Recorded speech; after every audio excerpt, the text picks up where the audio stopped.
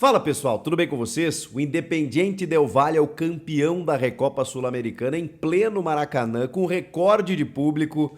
E o Vitor Pereira, hein? 100% de aproveitamento. Perdeu todos os títulos que disputou. Vamos falar sobre o jogo, sobre a situação do Mengão. Chega mais, eu sou o Chico Garcia. Inscreva-se no canal e vamos juntos!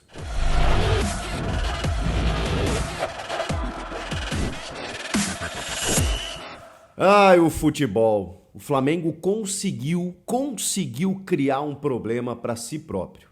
Tava tudo certinho, tava tudo tranquilo. Campeão da Copa do Brasil, campeão da Libertadores. E o mais curioso, esses títulos, eles credenciavam o Flamengo às disputas de títulos nessa temporada. E o técnico campeão dos títulos que potencializou isso, que permitiu isso, não teve a oportunidade de comandar o Flamengo nessas disputas, que só levaram o Flamengo para lá por conta dos títulos conquistados no ano passado. É um negócio inacreditável. O Flamengo só teve a possibilidade de disputar a Supercopa porque foi campeão da Copa do Brasil. Só teve a possibilidade de ir ao Mundial, fazer o fiasco que fez, mas só teve a possibilidade de ir porque venceu a Libertadores, assim como a Recopa Sul-Americana. E aí chega o Vitor Pereira, inventado pela diretoria rubro-negra, para disputar títulos que ele nada fez para que o clube chegasse até ali. Vocês conseguem entender? O Dorival Júnior, que conquistou os títulos, que credenciou o time para disputar outros títulos esse ano, não teve a chance. Não teve a chance de comandar o time. Aí vem um outro técnico que vai lá e pega de bandeja. Eu vou ser campeão aqui, ó, da Supercopa, um joguinho só já sai o campeão. Depois o Mundial, sem ter ganho a Libertadores. Mas quem ganhou a Libertadores não estava mais no clube. Chega o Vitor Pereira e, bom, agora Mundial de Clubes, vou jogar com o Real Madrid. Ah, Real Madrid pode esperar, a tua hora vai chegar. Não passa da semi, para no Al Hilal. E aí na Recopa Sul-Americana, mais um caneco, né? Aquela coisa toda, mais uma chance. 2 joguinhos.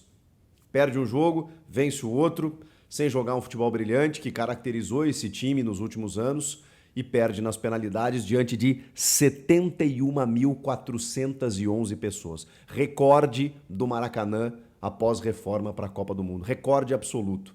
Normalmente esses recordes de público ocorrem em derrotas, né? Vocês já perceberam isso? Isso é comum nos estádios.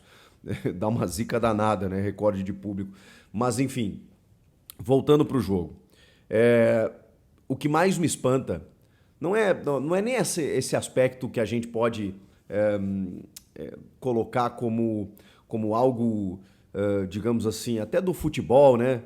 Do cara que troca um clube pelo outro, fez juras de amor para o Corinthians, aceitou a proposta do Flamengo pela possibilidade de disputar títulos, disse ele, e ele perde todas as disputas que ele participou. Não é só isso. Não é só isso, gente. É que o time do Flamengo não tá jogando nada. Nada. Ele não conseguiu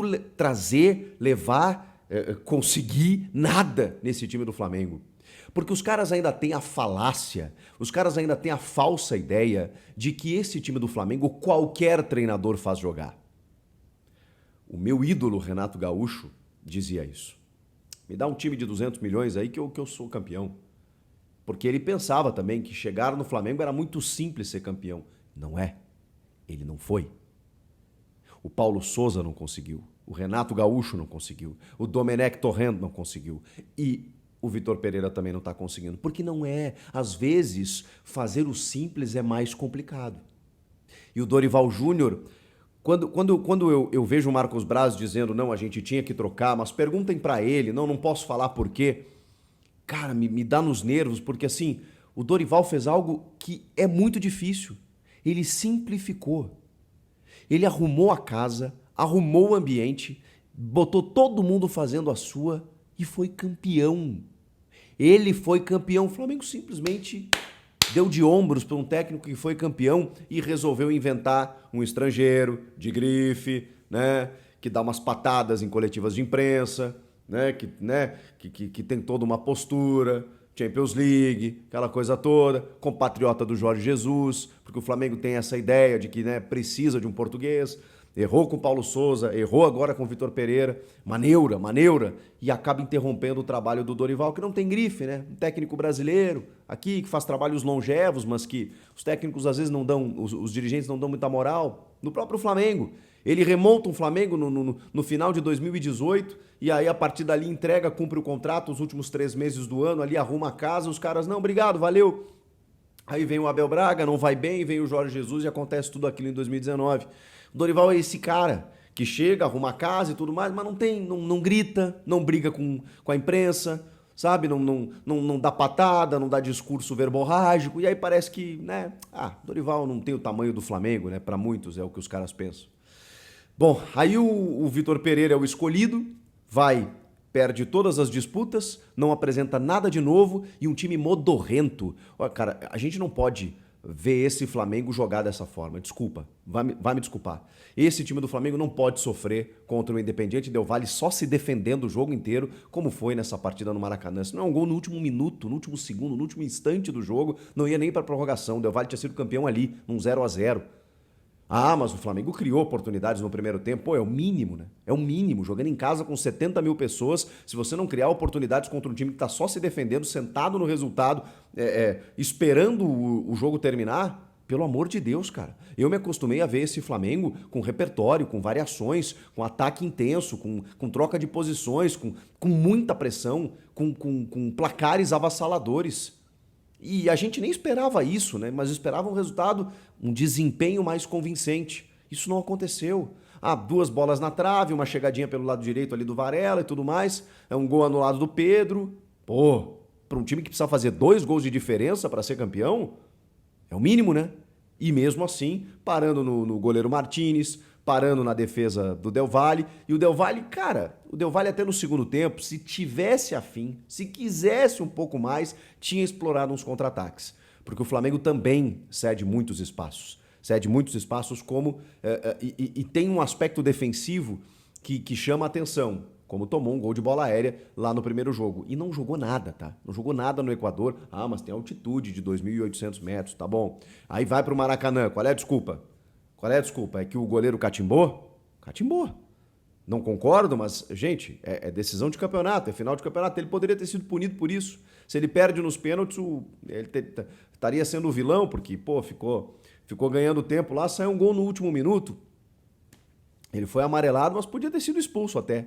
Mas aí entram algumas coisas no futebol em que a gente precisa entender. O goleiro Santos, por exemplo, que é um bom goleiro, sabidamente um bom goleiro, cara, ele tem um retrospecto em defesas de pênaltis que é um negócio inacreditável. Ele tem um pênalti defendido em 18 cobranças. E eu não estou dizendo aqui que ele tem que ser pegador de pênalti, mas ele sempre foi. Até chegar no Flamengo sempre foi. E é isso que diferencia um goleiro que disputa títulos.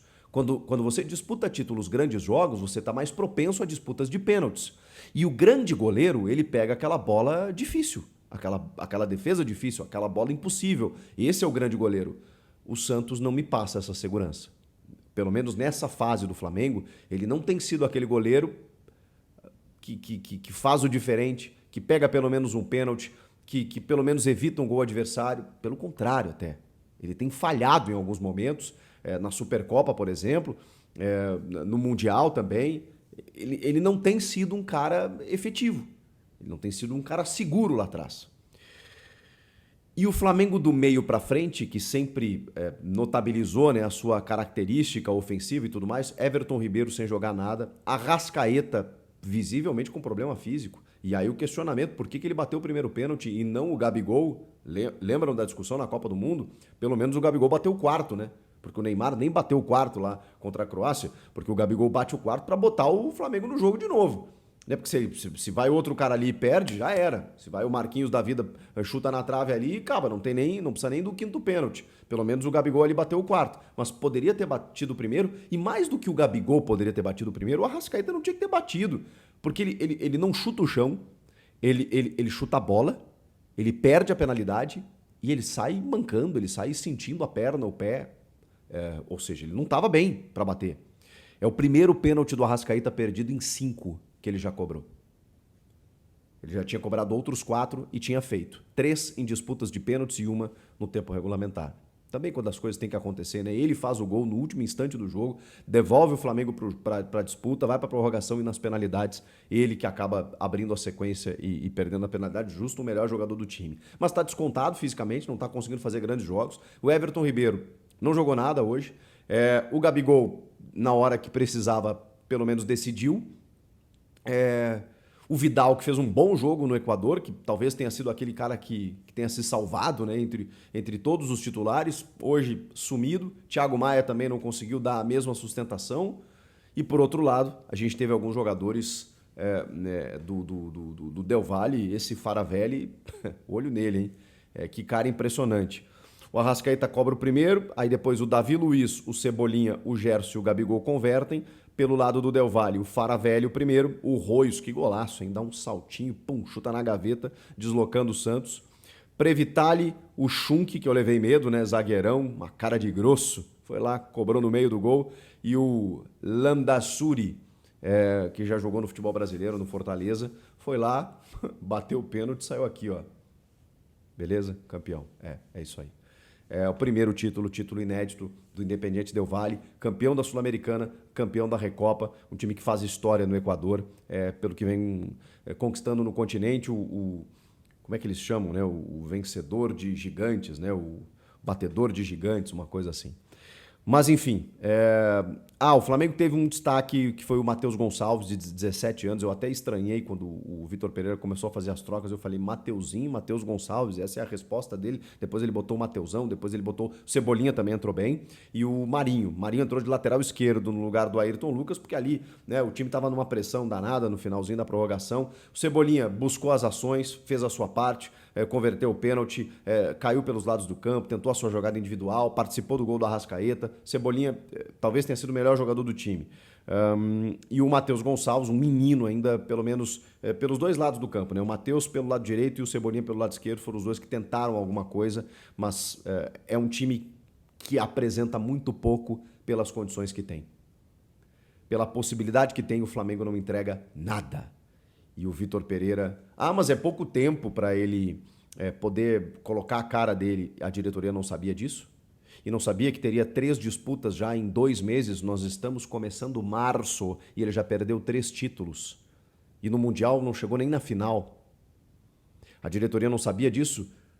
Eles optaram por rasgar um trabalho, começar tudo do zero com um técnico que estava aqui, fez um trabalho razoável no Corinthians, mas que ia começar do zero no Flamengo e saiu como saiu do Corinthians. Essa foi a escolha da diretoria rubro-negra, que hoje lamenta a perda dos 3 títulos. Se ele vai ficar, eu acho que sim. Sabe por quê? Porque eles não vão acusar esse golpe. Eles não vão assumir o erro de que eles cometeram um erro ao trazer o Vitor Pereira. Então eles vão se abraçar no erro, pelo menos até o fim do Carioca, pelo menos até o começo da Libertadores. Se a coisa começar a apertar na Libertadores, aí sim eu acho que eles dão o braço a torcer. Por enquanto, eu acho que não. A diretoria vai dar respaldo para ele, para ver se ele consegue se recuperar ao longo das próximas conquistas, porque ele tem Brasileiro, Libertadores e Copa do Brasil. E já com a faca no pescoço.